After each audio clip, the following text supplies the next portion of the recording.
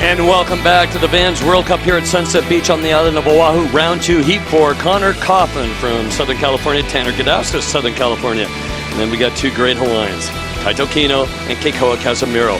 And they take to the water for a 30-minute heat. The top two will advance through. Doesn't need to give a lot of advice about surfing. Jack is just a natural talent. It's pretty amazing. Connor Coffin, Tanner Gudauskas, Kaito Kino, and here's Keikoa Casemiro. Casemiro is the 26-year-old from Waimanalo. We check in. This is his 12th event on the QS for 2015. And making some points. It's really another one of those things we don't talk about much, but when the Triple Crown comes here and you can qualify for this event, it will help you if you decide to go surf elsewhere. Yeah, that's right. You know, typically a QS 10,000 starts from around a 96, but we have the local wildcards in this event, and it's awesome, you know, because the Triple Crown has a lot of history, and it's always been open to the local wildcards, so they want to keep that alive. And it also keeps the tour surfers on their toes, because the locals know how to get it done out here. And here you go, Keikoa Casemiro escapes that cave right there. You can see how much power when that lip exploded behind him. You see all the pressure, Dave? All that spray just kind of splattered everywhere. That was pretty wild. As we take a look to the inside here, live action, Kaito Kino. Kaito Kino is the 21-year-old.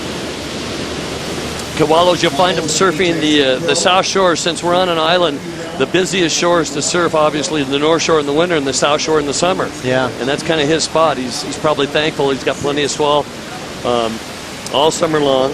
Just a great playing field to go at it. Yeah, Kaito Kino has a hefty drive from Kaimuki. That is past Diamond Head, so it's a good hour and 15 minutes to get here. But he spends a lot of time. He realizes that North Shore is where it's at. Quick snap for Kaito, just getting kind of ready for this inside section. That's where all the money happens. And he delivered another nice snap there, even kind of releasing the tail just a bit. And then it finishes it off with a wrap. So Kaito, I'm impressed with him. You know, another teenager. He's a big teenager. But he is very mature out at Sunset Beach. He seems to always catch his waves where he wants to. He doesn't get thrown off his game too much. His dad here on the beach supporting him. Yeah, Turk is his dad. Here we go. Huge set right here, washing through. It looks like someone got it. This is Tanner. Tanner G, I haven't talked much about this guy, but the Gudauskas brothers, they're here. They're in force. This is the frother himself, T-Bone. And take a look. Loves this big surf right now. He's number 35 in the rankings after 9 events. So he's changing his rankings quite a bit and getting closer.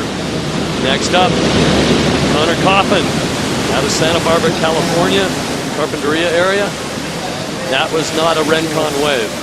This is overgrown Rincon on steroids. And now Kaito, another just quick check there. He was just making sure that wave didn't offer a barrel on the inside bowl. That was a massive set though, that thing. And it looks like Keikoa might swing on this one. And it washes right over his head. Look at Kaito, says, whoa, this is a good wave here. Look, they are maybe halfway out to sea. They are directly in front of us near the channel. I mean, really waves are breaking into the channel. Kino with a couple of turns and just, I'll tell you, the support crew and the Hawaiian Water Patrol are off to our left now. How important is this heat for him? The career-changing heat for him. Yeah, it's huge. He's 13th on a rating, so if he makes the quarterfinals, he'll you know, possibly break through into that top 10. And here goes Keikoa. Keikoa not shy at all at jumping on some waves. Big, hefty inside section, and he throws caution to the wind and goes down. Priority is with our surfer in yellow, Kino, and not ashamed. He started with a 2.27, then a 1.10. Casemiro is going to get a second wave. He'll go into a scoreline. He'll try to improve upon that. Well, again, another victim of kind of that high tide wonk. Watch as Keikoa, he's just going to nice sweeping cut back here. He's trying to eyeball the section that he wants to really tag. Watch the backwash. See, now you see how that wave expanded, Dave? As soon as he hit the lip, that whole wave kind of breathed up and down, and there's no way to predict that. There's no way to really, I mean, basically all you can do is have great reflexes and handle it. Unfortunately for that, he got, for Keikoa, he got disconnected from his board, and then it was game over. And here we go. Looks like Tanner G found himself one. Tanner, here we go. This San Clemente surfer that is just a frother. He and his 3 brothers, they have so much fun in surfing. Great support from Vans, and that was a quick dismount to not get creamed. So Tanner's got a 2.67 in that wave right now. Here's Kino using his first priority, his fourth wave, being very busy. At one point looking for a cover up, then you look down the line, you see it's going to wall up, and it's going to take him down. This has got to be one of the hardest places ever. Jump on a wave and read what's going to happen down the line. Connor Coffin. So that set there, it kind of came in straight. Didn't have that nice tapered wall where you could kind of line it up like a point break and string together more than one maneuver. So because those waves kind of just closed out, these guys were frustrated, just caught maybe one maneuver in before it shut down. This is the 41st annual Vans World Cup of Surfing. The window goes through December 6th. That day is showing a massive swell, maybe too big to actually hold here.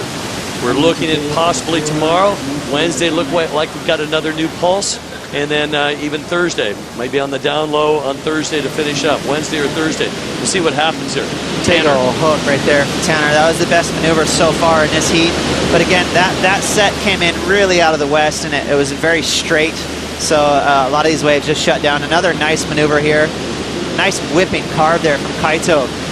But again, also shutting down. So these guys, as soon as they lock into one of those waves that can kind of roll down the reef and provide more than just one opportunity, that's when we'll see scores go through the roof. He's up against Tanner Gudauskas. Well, Tanner's been on the World Championship Tour. 35 in the rankings. And here's what happened during the break. Well, here we go. Keikoa Casimiro, local wild card. Nice snap there to start the wave, kind of a sweeping cutback. There's the money section, and he gets another strong maneuver in before that wave shuts down. So we're just waiting for this heat to kind of get broken wide open. You know, as soon as one guy in a heat drops that 8 or 7, something like that, that's when it gets really kind of, you know, the heat starts to take shape. Because up till this point, it's been a little bit funky with a lot of 3s and 4s, but that's going to be the best ride so far from Keikoa. Oh my gosh, we just saw Kaito Kino paddle, I believe, and miss that wave. He might have lost first priority to the inside Connor Coffin. Critical wave, you tell me. Wave number 4 looking for a pretty modest score here. And right to the inside, this wave's going to back off into the channel, and that is it. And I would not be surprised if Joel Centeo is caddying for Connor. So smart maneuver there for Connor, just getting a quick little score under the belt. And now he can go outside and be more selective in the last 10 minutes. Connor's got the best wave of 4.83, second best wave Tanner Gudauskas of 4.07. Again, this is strictly tactics right here. Just a little cutback. Connor knows that this wave is kind of mushy and not going to offer huge points, but even just getting a 3-pointer, it allows to put the pressure on the other guys, you know, because obviously he only needs a minor score to jump into the top 2. So, you know, tactically, that's very smart. Now he can go outside and wait for that cherry. Really quick, here goes the flare gun who got to rescue that clown again. Connor Coffin moves into the lead by 0.79. Keikoa Casimiro in second. Tanner Gudauskas needs a 2.71 now. Kaito Kino needs a 2.85, and here comes the set. We're closing things down. 5:20 on the clock. It's going to be a closeout. Somebody's going to commit to it, and it is Casimiro. Casimiro is in their second spot. It's a defensive play. He gets on that wave. Will he replace his 2.67? Now down to 18 seconds. Is he going to hold on to second? And Turk says yes. He's happy. Inside, critical wave for Connor Coffin to make sure he at least ups the end. He tries to better a 2.73. It's done, and we have ended the heat. Wow. I thought Kaito would give himself a shot there, but he just got a little bit lost in the lineup in the last 2.5 minutes.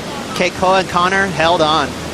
Not every day you see a Tanner Gudauskas or Kaito Kino losing by less than 3 points. It's been a tough day so far at the office. Round number 2, heat number 4 comes to a close. Connor Coffin moving through with Keikoa Casimiro.